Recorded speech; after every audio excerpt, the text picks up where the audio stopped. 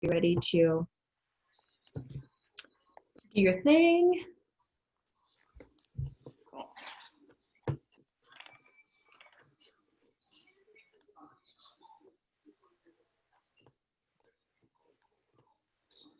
Ooh, new presentation. Yes, a new presentation. New year, new standards, new presentation. That I quickly threw together yesterday. So as we go through this, I will use our talking notes recording to build upon it. And I'm hoping that this discussion is a little bit of a back and forth from also those participating. I imagine most of us have tried to do most of the stuff in ScoutsTracker already. I'm presenting right now the things, my best practices, the things that I found useful, especially from a perspective of the adventure form, having enough information for group commissioners to feel confident with an approval. But if there are areas you guys have done things a little bit different, feel free to pop that in the chat. And Kate, you're going to be watching the chat. Yeah, there's a couple here already for us. One is just why do I get 4 copies of adventure application form when approved? Why do I need to get 4 copies? I don't know. Somebody is getting 4 copies to their email once it's approved? Yes. Okay. I know I get a couple of emails when I get them approved. I know one goes to the group commissioner. I get CC'd on it. One goes to our other email account, and I get CC'd on it. I think the most I get is 3. I haven't seen 4. It kind of depends on the configuration of the flow. So we can definitely look at that once we get in. I only see this from the group commissioner side, so I don't really see it happening with copies. And the few that I have submitted myself, I haven't seen multiple copies. But imagine that in your scouters, it could be some duplication going on in there. So let's keep that on the side. We'll bring this up at the end, and I'll see if I can try to figure out how that's happening. Is there another one you said, Kate? Terry, I think we can visit yours at the end as well. It's more of a COVID operations versus a ScoutsTracker specific, so it can. Okay. Yeah. Okay, so for tonight's meeting, for anybody who is brand new to ScoutsTracker, I'm not starting from the beginning. This is really just covering the pandemic items. We do have recordings of ScoutsTracker 1, 2, and 3 that are on the White Pine Council YouTube that anybody can go back and revisit. And I believe, if I'm not mistaken, are we planning to hold a beginners again, Kate, or? Okay, Kate has left me. We are looking at doing another one too, June, but with with the national team, what might be coming up as well. So yes. Yeah. Okay.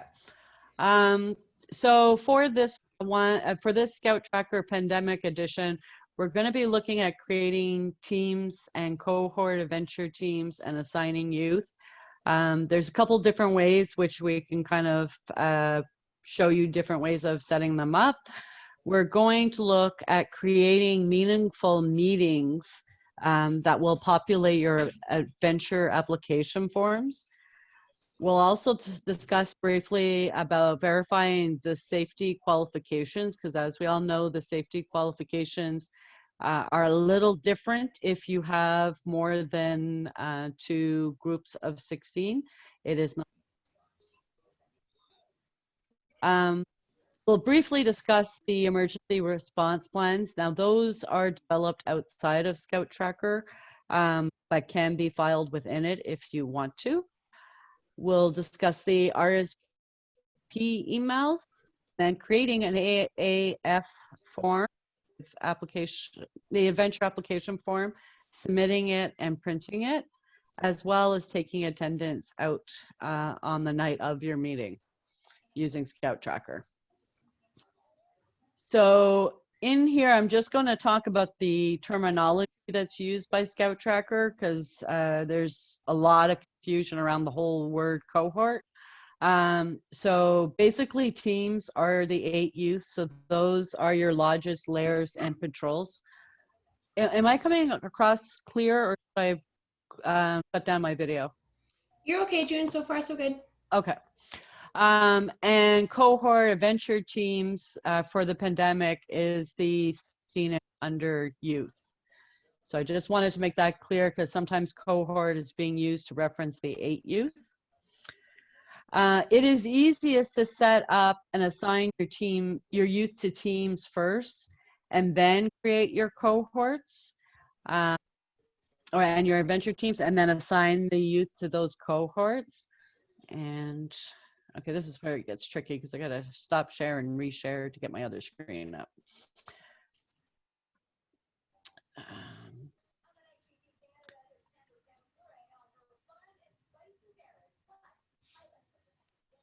Where is it's in there? Sorry, I got too many screens up. Sorry, it's not that one.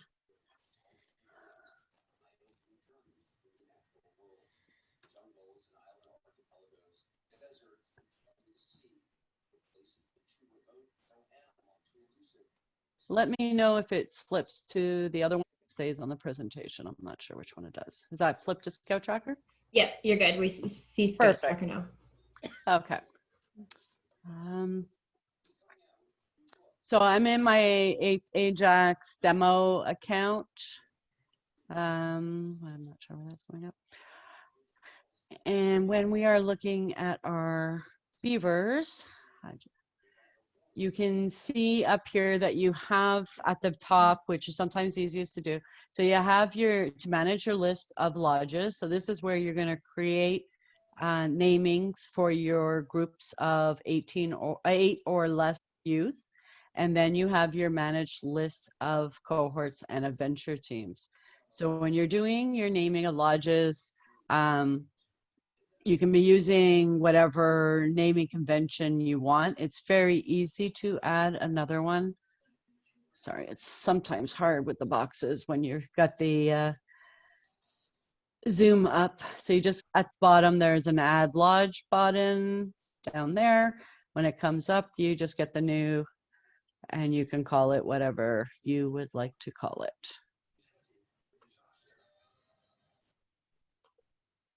And hit up, and it's updated. So now you have the new lodge. You can update multiple beavers at once, which for me, I find useful instead of picking them one by one. When you do this, you get all the list of your youth, and you can easily, let me just select who you want to be dealing with, and you can set the lodge to whatever you want. So I can move all mine from bear into demo and move them. If you just have a plain list of kids, you can easily go through and just pick the ones you want and move them to your new lodge. Unfortunately, because cohorts is new, it has not made its way to this wonderful bulk add. So it is a little different for your cohorts, and that's why I say it's usually easier to put them in their teams. If you have them in the and you know that your demo team and your owl team are all going to be the part of the same cohort, you will have to go one by one through it and add them to the cohort, or open the cohort and add them that way. So manage list of cohorts. I had gone in here and just created 2 as an example. The adding cohort is exactly the same as what I just did for the teams. And this is where I said you can also do it from here. Select members. And then you can go in and say my demo and my owl are all going to be part of my blue cohort. And now you can see I have 12 members in my blue. The other way you can do it is if you're in the Beavers,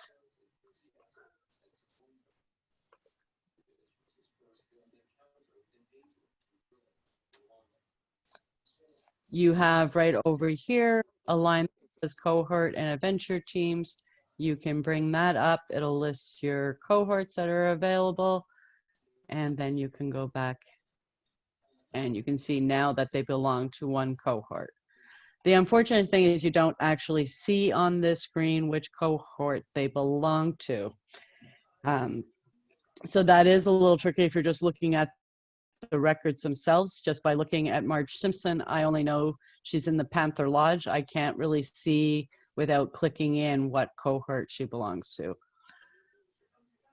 Another way of doing them, which is the way we first set it up, because cohorts weren't fully developed when we moved all our kids in, is quite honestly, we just made our team at this point, the name to include the cohort and the team.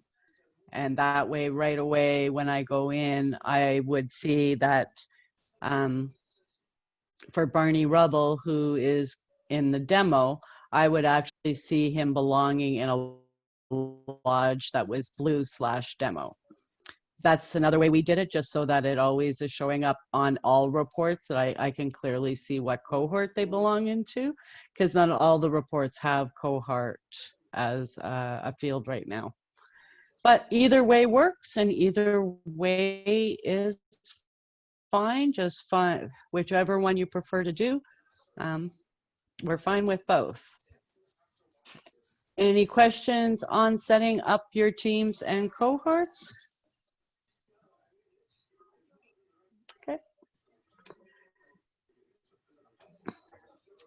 So our next thing we're going to discuss is creating a meaningful meeting.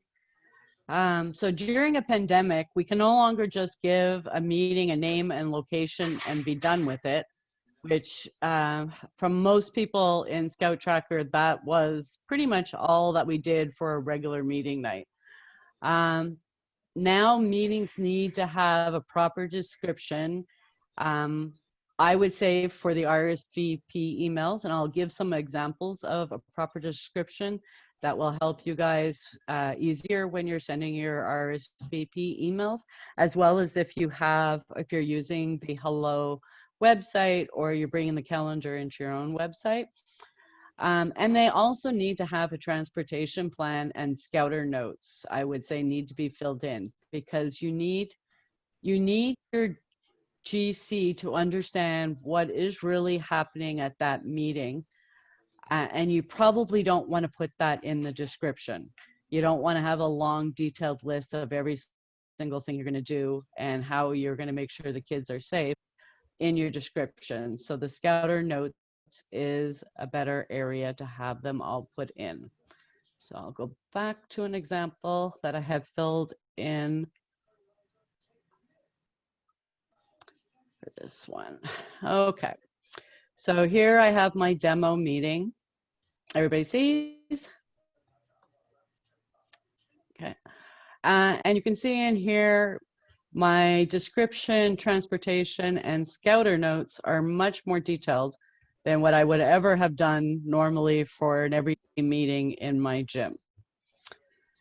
And here, some examples that I like my group to do is basically give it the title of what it is, the meeting, the location of where the meeting is, because I'm not sure if you guys have run into this, but when you send an RSVP email, the one crucial piece of information that's missing is the location that the event is actually happening. So I always include that in my description. So whenever I am emailing an RSVP, it's just there. I don't have to remember to put it in.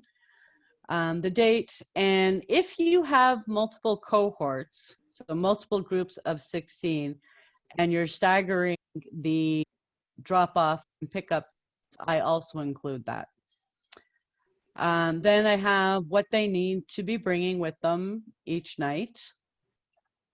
And that is part of the description. So when I do my RSVP, that's just there. I don't have to think about it.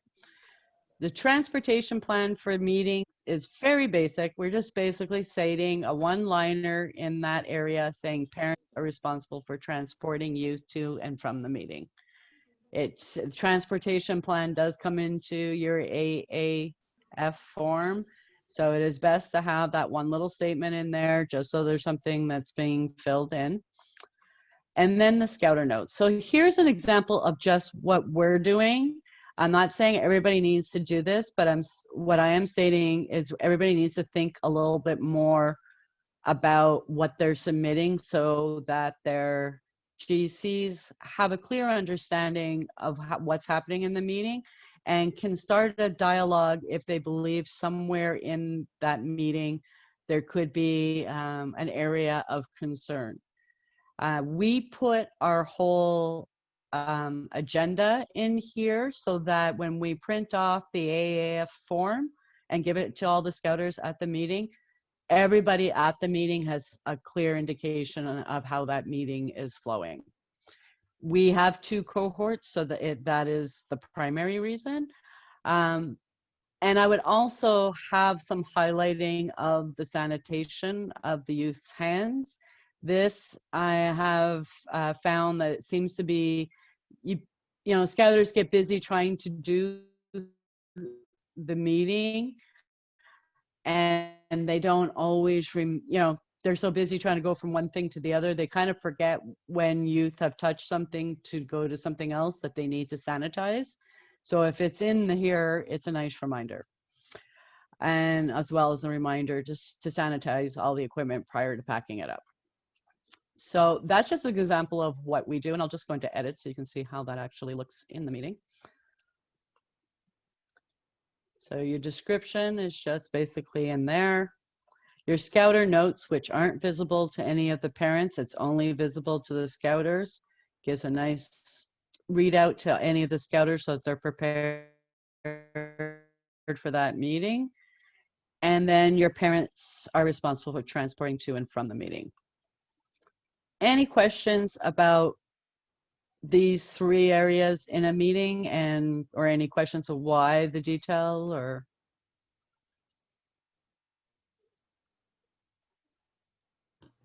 There's none here in the chat, June. Perfect. Keep going down. The other thing, as I mentioned, is the safety qualifications. If our safety qualifications for first aid when we were meeting in a gym, so for category 1, was just to have 2 scouters. If you are over 16 youth in your section and you are now in more than 1 cohort, you need to keep in mind that you need 2 first aiders for each cohort, not just for the section as a whole. ScoutsTracker does not trigger an alarm for that. So I would just, it is something that you should be mindful for. And if I go back to my example of my, I'm on attendee, sorry, of who is going to this meeting, you will see that as scouters, I don't have any of my scouters who have standard first aid actually selected right now. So this one, if you're looking at the schedule, will trigger that I am violating because I have none, and the schedule for a normal meeting says I'm supposed to have 2. So you can see the little red icon saying I don't have enough with the safety precautions. But if I bring up this list and I check off the 3 and save it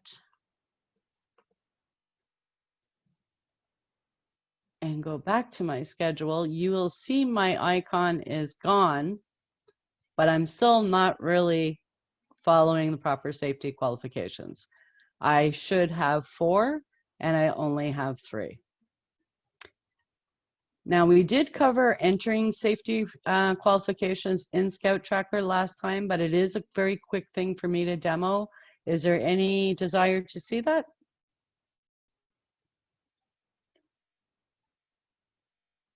No one? Okay.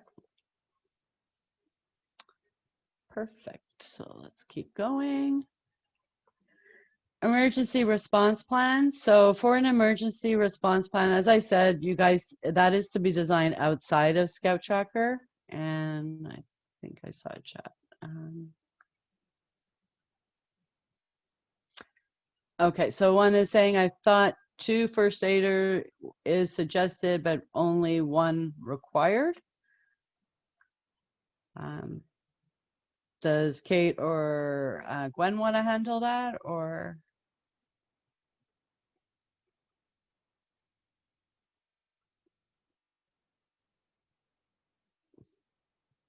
Okay, taking it offline.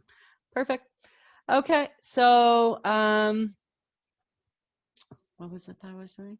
Emergency response plans. So there's a couple places that you can be storing your emergency response plans directly into ScoutsTracker. If you are designing an emergency response plan that's covering multiple meeting nights, so like if you're meeting in your school field, and pretty much your safety response, emergency response plan is going to be kind of the same. One of the areas that is in ScoutsTracker is you do have on this left-hand side a files area. This file area allows you to if you set up a Google Drive or a Dropbox, SkyDrive outside of ScoutsTracker, you set it up and you create like you can create 2 different folders, one saying colony files and one saying Scouter only files. You just put the URL in here, and then you can be storing all your files within your Dropbox or Google Drive, and they will show here and people can access them. So the difference between the 2 of them is your colony files, everybody can look at it, so parents can look at it. So while this might be a good place to have you know, a sign up for camp flyer or something, it's not the best. It's not at all a good place to be having your medical forms, let's say. So or your Scouter only can only be accessible to Scouters. If your emergency response plan is kind of unique to your meeting locations, you can be storing it just I mean, unique to that meeting, you can be just attaching it to the meeting. Hold on.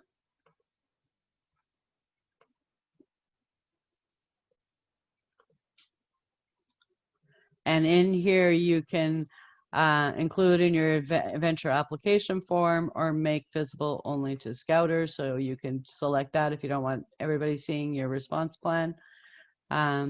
And then you just store it against that one schedule meeting. If you're, again, if you don't want to be setting up the Dropbox, but your emergency response plan is covering multiple meetings, you will need to attach it to multiple meetings if you're choosing to do it this way instead.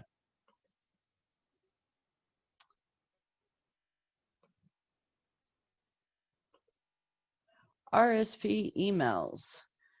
So RSV emails can be sent to the entire section, cohort, or team. It can include the self-assessment, the meeting description, and or a link to the meeting. When sending an RSV email, the link to the meeting is not needed as it's in the RSVP email itself. So I will go back here, and I'm going to send an email. Okay, I take it this one hadn't updated. The new one gives you a link to also include the pandemic.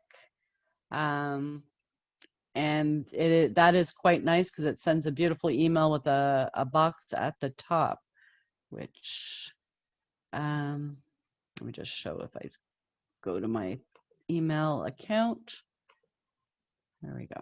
I just sent one out so you can see here is the email that was sent out for one of our meetings. You get this nice little box letting parents know that they need to do the self-assessment. It has a link to the checklist. And then I always bring my meeting description in as I stated. and the yes, no. I'm not sure why my, maybe it's because my demo is not an active account, so it probably didn't update. But that is now an option when you do your RSVPs. So let me just take the meeting description. How many is there anybody out there who's dealing with more than one cohort meeting on a given night? I don't want to keep talking about it if I actually don't have anybody that actually is doing that.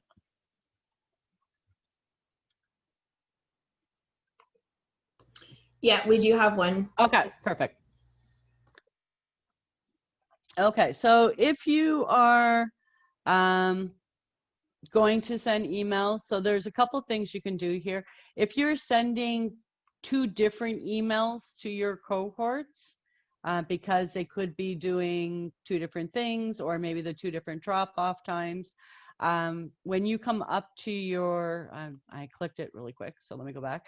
You're going to do your quick pick, and then you're going to filter for the cohort. So you can see here how I can set a filter to the cohort or in the lodges. So you could say, I want to send this only to my blue cohort. So it's only going to give me, see now, the options for my blue. So that is the only way to kind of find out who your cohort is, because when you have all of them, you can see here, you can't, there is no drop down for cohort right now.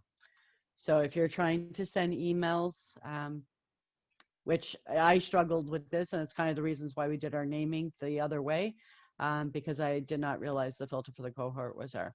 So that is one way to be able to send unique emails to just parts of your colony or your pack or troop.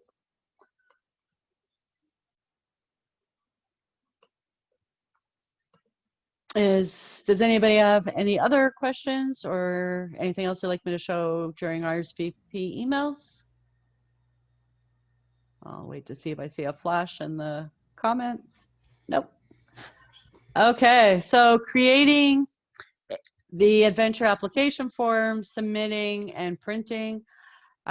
So what is different now in the pandemic is that every meeting is requiring an AAF. The AAF needs to contain enough information so that your GC knows what you are doing and how you're doing it. It needs to be submitted with enough time that the GC can review and have a dialogue to you prior to the event. So if you're going out Monday, you should not be submitting your AAF now. You should be giving some lead time that the group, to give the group commissioner time to get the email, go in and review it, and talk to you if some things need to be further clarified, or make sure that there's a clear understanding both ways. ScoutsTracker does stop you from submitting the form the day of the event. So if you left it to Monday morning and you wanted to submit it, it will not let you. And the AAF should be printed and brought to the meeting. And I'll tell you, this is required for Camp Samak. They are asking that the AAFs be presented, and I think they take a photocopy or picture of it for tracking. So whenever you're doing your AAF, it should be printed and with you guys at the meeting. So let's start off. So the first thing that a lot of times is a little tricky for everybody is if you go, I think he's put something in place now, but if you go to AAF and you're not in edit mode, all you're seeing is a listing of the actual forms. Let me just go to a meeting in the future, because that one actually had approved one.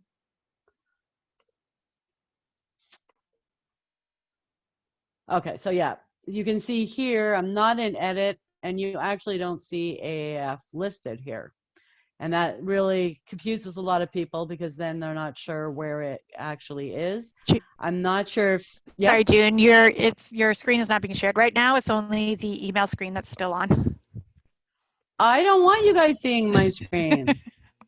Oh. This is, use your imagination. Come on, guys. Okay, that's been a long time I've been on this screen. Everybody's just reading my emails. No. Okay, so everybody sees it now? Yes. Okay. I'll have to remember when I switch to make sure. Okay, so when you're on the meeting and you're not in edit, you will not see the listing for the AF, and that trips a lot of people up. They're not knowing where it is. You have to be in edit mode, and you have to scroll all the way down to the bottom, and then you will see the venture application form. It is, they're still stating the old regular situation where it's only required for category 2 or 3, but during the pandemic, it is required for all meetings. And if you submitted the form by paper, so you have somebody who's filling it out by paper and submitting it to you, you can here check that it was submitted and approved outside of ScoutsTracker. If this is the case, then it needs to be kept on hand and I believe submitted with your financial records at the end of the year. Is that correct, Gwen?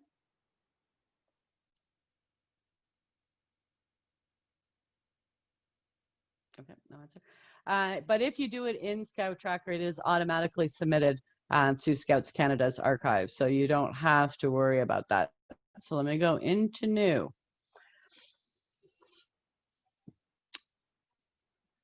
So here, I'm in a new one. Oh, I really should have done an update first. So there is another qualification here when you're in the new one. I still personally don't like the drop-down selections myself. I was going to actually ask if we could do a new one. Because if you're submitting your AAF in enough time to give your group commissioner time to digest what's in it and be able to approve it, then most likely your RSVP hasn't come in or it's not complete. So I don't like, because one of the options in the regular one is to use who's RSVP'd. I have just been doing custom selection and then literally checking everybody off, knowing full well that not everybody is going to be attending, but my attendance in ScoutsTracker is actually going to track who's attending. I would prefer that there was an option here directly saying use ScoutsTracker attendance and RSVP. Instead of having to just pick everybody, but it is what it is.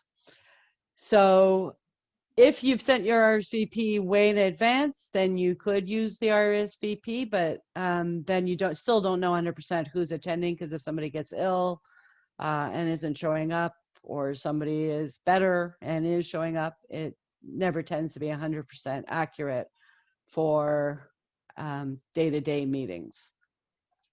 You would also have here if other youth are attending. There are 2 ways to do this. So if you have youth that are helping from other section, your ventures or scouts, you can either have them have them as a member in your ScoutsTracker, or you can use attached list, which does allow you to attach the list to your meeting.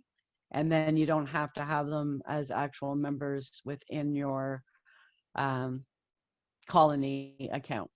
And the same thing with your parent helpers.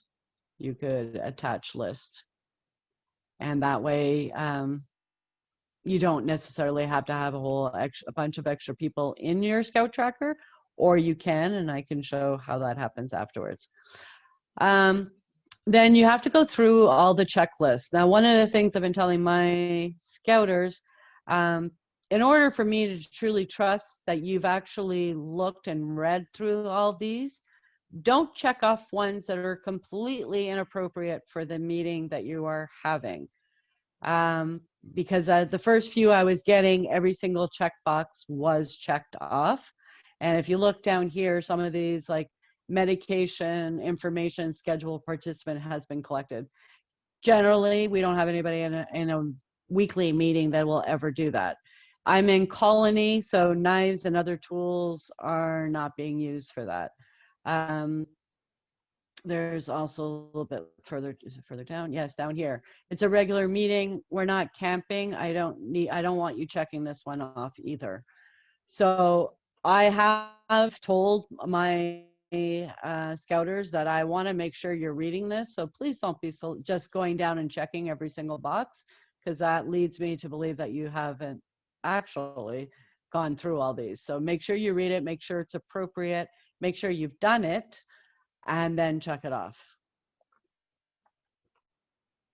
And down here you have the option of leaving blank, which would be a terrible idea because then your GC has no idea what you're doing. You can just use the description. You could just use your scouter notes, or you could use both. I personally have asked that everybody use both, because then it does give me a clear indication of the meeting, and I can easily see what it is that's being approved, and making sure that I'm not seeing any red flags.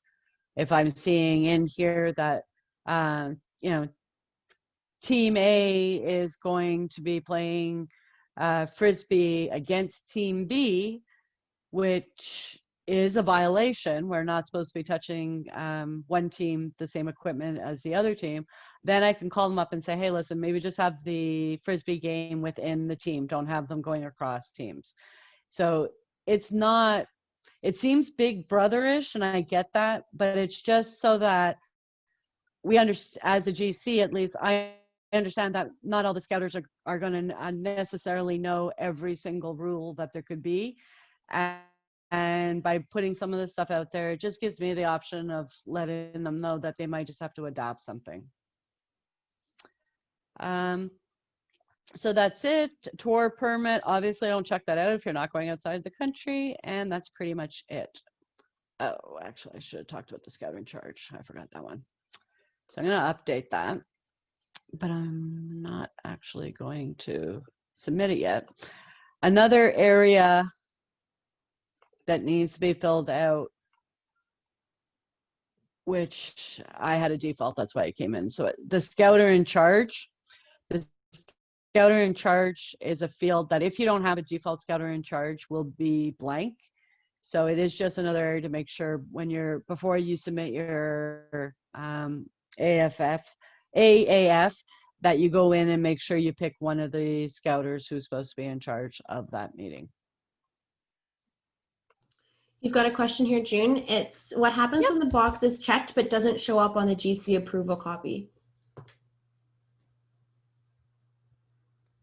I would say that's a bug, and that you probably need to report that to Dave, or you submitted it and then gone back and checked it afterwards. So that's the only two reasons why I would see that one would have a check and one wouldn't. That's happened to somebody recently? Because I haven't seen that yet. Yeah, Bevan's saying that he's experiencing that. Okay. If you go to help, one of the things I will, there is this thing to do a quick fix. So if you're missing an update, or your database has got a little bit out of sync, or if you do a quick fix, it goes and verifies that everything is up to date and properly indexed. So you could do this and then try it again. If you continuously see that, I would definitely contact the administrator, which is Dave. I think when you click this, it'll automatically open. Yes, it'll open up your email with the ScoutsTracker support email, and let him know. He does like to know what account you're talking about. So a lot of times what I do is this little copy session details gives him all the information he needs. When you click that, and just paste it into the email, it allows him to kind of track what was happening, because it shouldn't be doing that. So there's definitely something going a little haywire in the back.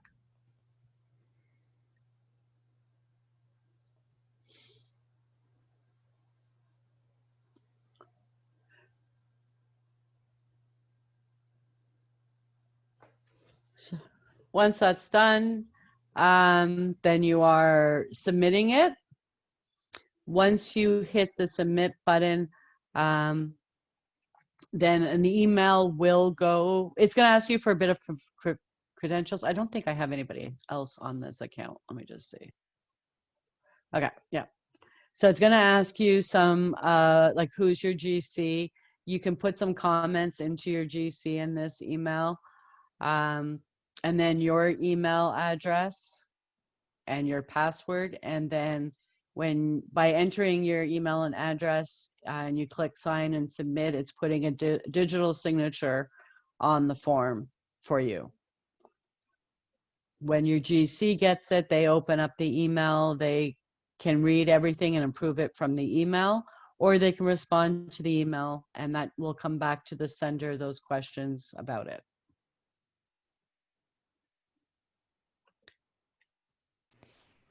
Hey, June. Yep. Can you show where you can add the files to the event for the AAF? So when you're uploading, say, an emergency response plan to go along with it? Yep. Thanks. Okay, so you're in edit. And down here you have, so you're in your meeting, you're in edit mode. You go down to the bottom and you have attachments. When you click on attachments, you can see these were added. So now there are 2 little click boxes, so you can make it visible only to Scouters, and you can include in the adventure application form. And then when you go and pull, just pull some random.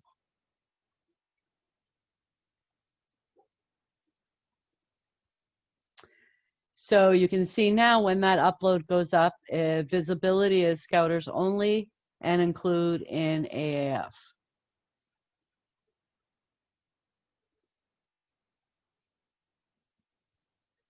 Is that okay? Or is Nope, that's perfect. that's perfect? Okay, perfect. Okay, so that's pretty much from the submitting side. The one thing I did want to just touch on, oh, actually, no.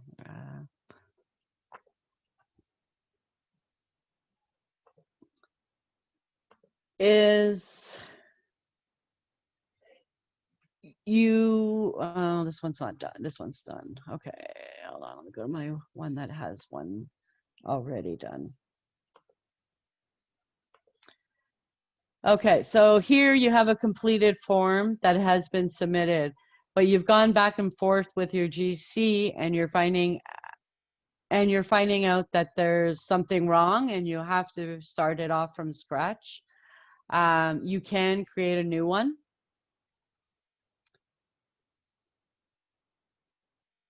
Okay, so it's not going to let me because right now there's events in the past, and it's the day of. So you can see that stops you from creating forms on the day of your meeting.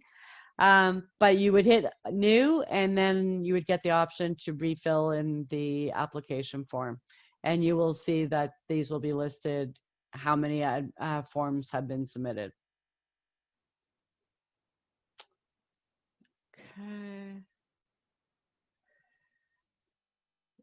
Are there any other questions about the AAF? Oh, I didn't show printing.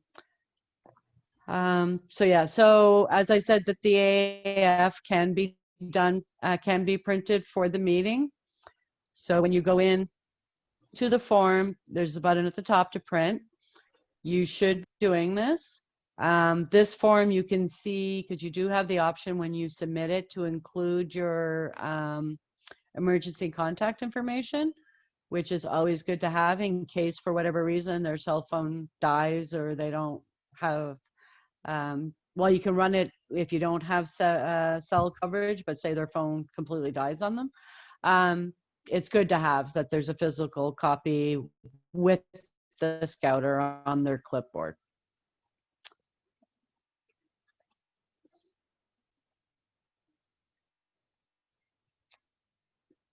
And attendance taking. So, yeah. One more question, June. You have a question from Deb who asks, how do I create an AAF for multiple meetings? Each one independently. You cannot in ScoutsTracker create them to cover all meetings. And you really shouldn't, actually. Thank you.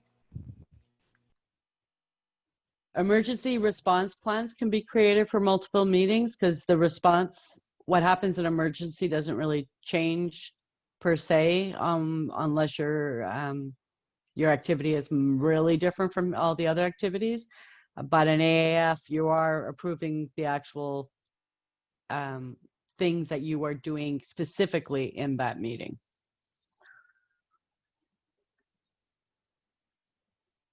I saw another flash. Is there anything else on AAF before I move off? Yeah, there's a couple coming in here. So can we copy and paste details and change them as needed? A lot of the times, I mean, if you're like how I did the demo first meeting, because of the details that I put in mine, I do just copy it and then change the in-between stuff so that I just copy the meeting and then modify the information that needs to be modified for the new meeting. Okay. And then it says, are two separate AAF forms required if cohorts are meeting in separate places? Yeah, that's a yes. Yeah, each cohort requires one for each location for each meeting. Yeah. Or, well, not necessarily. If you're in your AAF and in your Scouter notes, you have specific details about each of the, where they are and what they're doing. You can do it in one, but it will make your AAF much more complicated because you only have the option to do one AAF per inside here, one approved inside here. So Kate, is that different than your understanding? Because that's when I had talked. So my understanding is for each group of 16, a separate AAF has to be configured for them. And he is asking if they're in different places. So if the youth are in different places, then you would need to have a different AAF for each because there's two different locations for them. But if in your description you're putting in that one cohort is meeting at one location, one cohort as the other, and this is what they're doing?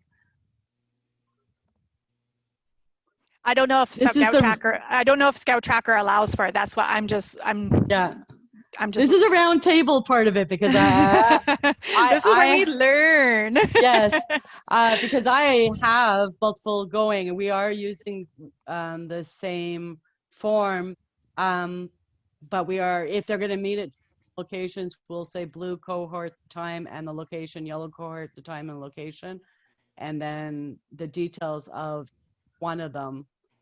If they're doing different things. I was thinking even just having, if that is the case, like if you have the two cohorts are meeting on the same night, different times in different places, you have two different meetings in your calendar, one for blue cohort, one for yellow cohort, and that would produce an AF for each, right? Yeah, you could do that one. Yeah, that's how I would go about it if you had two cohorts meeting in separate locations and needing the AF forms. If they're doing the same thing with that different location, they're supposed to technically they're supposed to have the same they're supposed to have an AF for each adventure team, each cohort, each group of 16. Oh, look at that, your trainer's violating the rules. Well, we do. You're learning. Well, that's a round table. That's why I say we need to understand this. Because we do meet typically on the same field, two different areas, and we do the exact same program. It's just being done in two different groupings. Everything is exactly the same for us. So.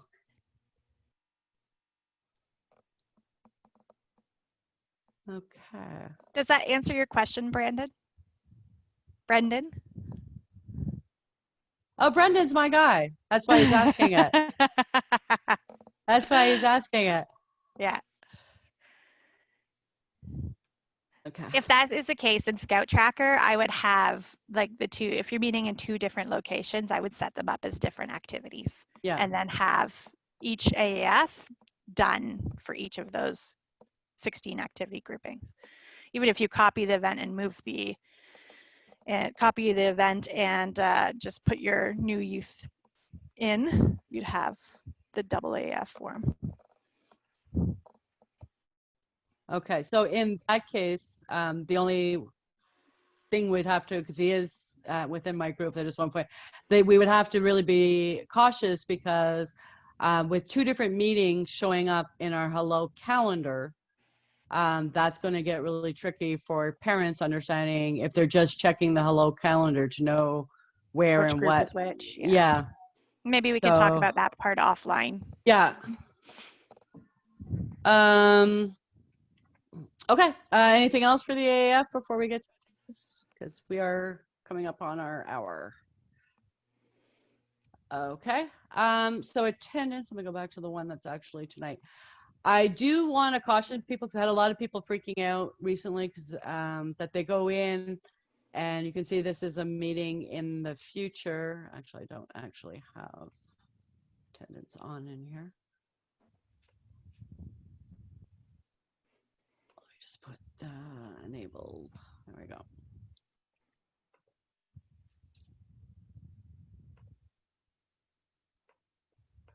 So if you go to an event in the future, you'll see that you actually don't see the attendance. So I had a couple of people kind of wonder if that functionality was taken away.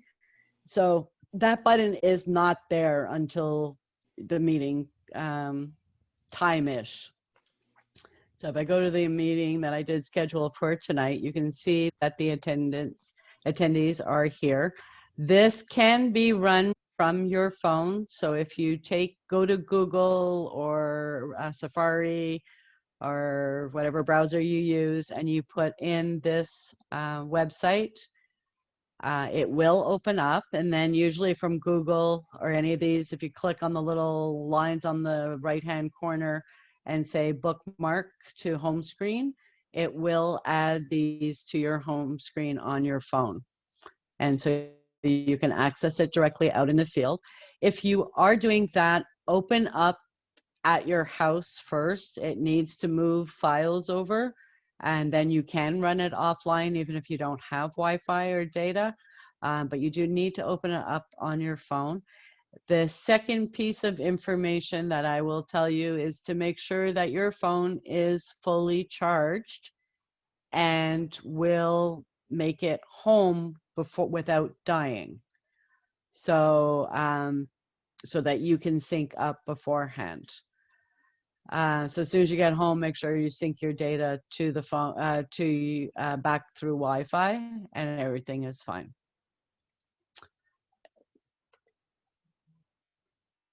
So some things that he has added, which are quite nice, is you do have now this wonderful button, and I'll actually shrink this a little bit more so that it's kind of showing more phone style. And June, maybe just before we do that, there's just wondering if you can repeat how to do the bookmark. Show that again. Okay. Well, I'm not showing it because I can't really do it here, but on your phone, you open up whatever web browser you typically use. And I think I might have instructions. Did I actually put the instructions in here? Ah, look at that. Oh, nice. Okay. There we go. So this will be in the presentation. So it does describe it. So you open up your section that you want. Like you put that in your Google browser, or Chrome browser. And then on the side, there's typically like 3 dots or 3 bars or some indication that there's web browser settings that you have there. And when you click on that, there's typically an area that says add shortcut to your home screen. And if you do that, it will put the little ScoutsTracker symbol on your phone. And hold on one second.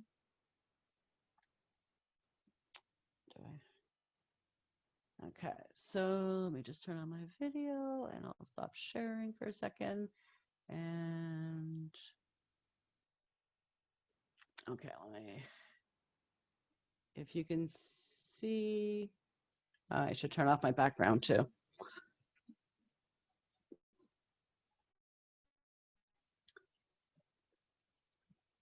Sorry about that. Okay, there we go. So if you see here, I have like all the little ScoutsTracker icons on my phone. So I can go to any section as well as my hello site.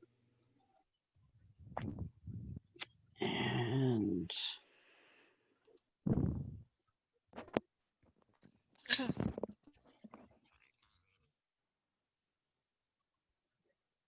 just trying to see if I can see. So right at the corner, oh, got a glare going on. Let me see if I can get it without a glare. Not happening. Oh, okay. So right on, I have it in Chrome right now. And as soon as you put a web address, there are 3 little dots that show on the right-hand side. And if you push that, it says add to home screen. So that is with, if you have Chrome on your phone, that's one way to get it directly onto your home screen. I believe all of them kind of work in a similar manner. Is that good? Yep, I think so. Thank you. Perfect. Okay.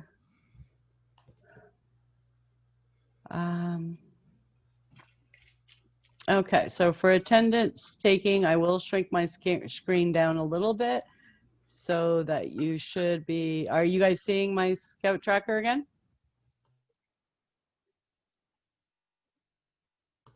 We're with you. Okay, perfect. So the only collect attendance button, which is really nice because it kind of shrinks down all the noise that is on a regular one. As you can see here, you have your eligibility and sign up and notes. If you just click this wonderful little button for out in the field saying only collecting attendance, it just brings in the 2 fields that are important. And that is, have you done your COVID-19 screening? And are you there? So from here, you can easily down in the field. The other thing that's nice, because if they come up, I have Barney Rubble, he's standing in front of me. Did you do your COVID screening? No, I did not. Oh, I forgot my list at home. You can click on this little box and it'll open up on your phone the questions so you can ask them directly in the field. This is within ScoutsTracker, so you can quickly run through the 4 questions and then go back to attendance.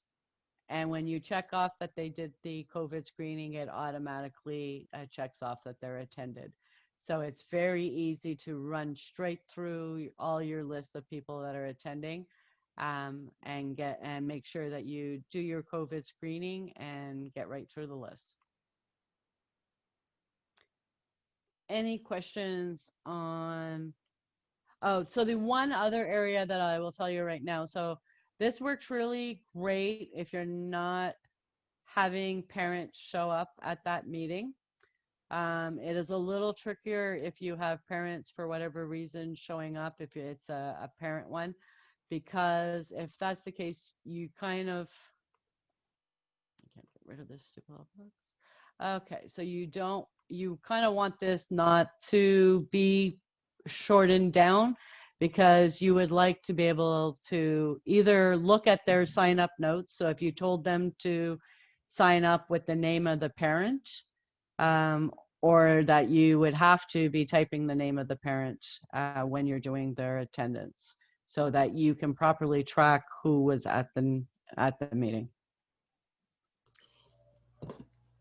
There's a question here, June. Where do you store who dropped off the youth if you select only show attendance? If you are needing to not mark down who dropped off the youth, then you would have to be putting that in the attendance contact notes, which means you cannot use the smaller form. Is this in case somebody dropped them off instead of their parent?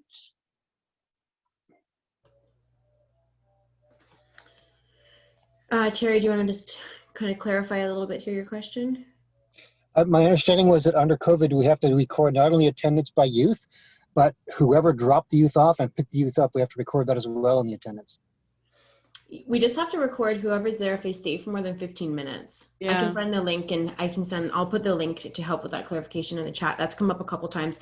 I think, now correct me if I'm wrong, but I think there's a prompt in ScoutsTracker that kind of alludes to that fact. But the actual policy is, it's just if they stay for 15 minutes that we need to be able to contact them for tracing purposes. So yeah, it's this line right here. yeah, so I'll actually put the link to the policy in the chat just for clarification, but that has come up a couple times as a point of confusion. So maybe that's a feedback to Dave as well. Okay. Yeah. So that is pretty much it. Oh, and I will say, if you are using your phone out in the field and for whatever reason you need this to be a no, that they only collect attendance, and you're setting it to no, then use your phone horizontally, not vertically, or else you're going to drive yourself absolutely mad. Because as soon as you start scrolling to the right, then you lose the names on the left, and it just becomes chaos. So if you use your phone horizontally, then you can see the whole line going across.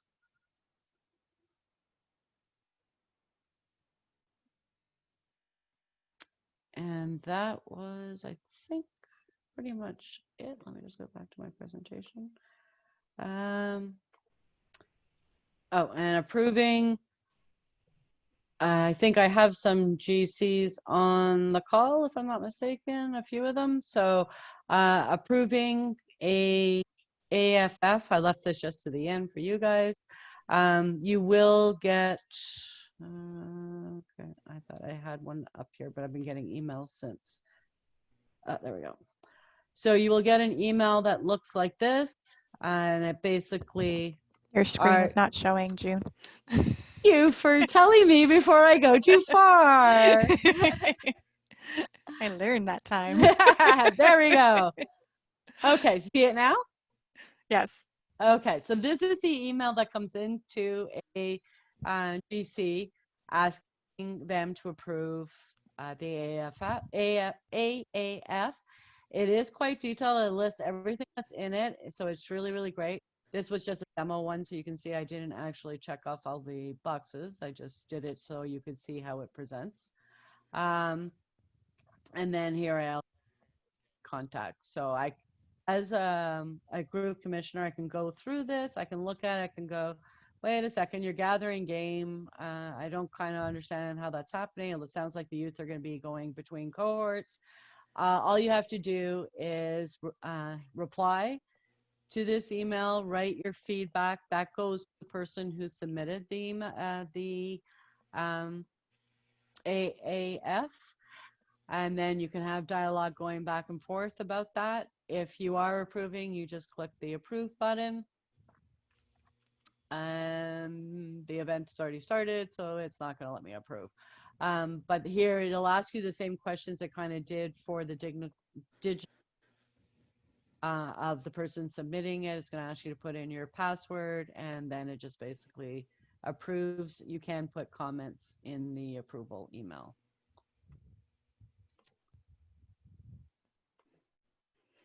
And that was it. Questions, concerns, any dialogue at all?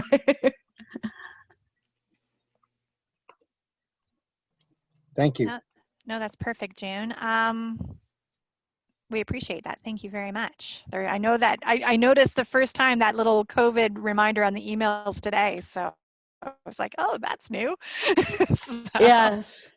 That was it really actually, nice. I like the COVID, this, you're talking about the assessment? The little check, the little thing that comes at the top of the, yeah, the assessment to the parent. Yeah. It looks very nice in the nice. emails.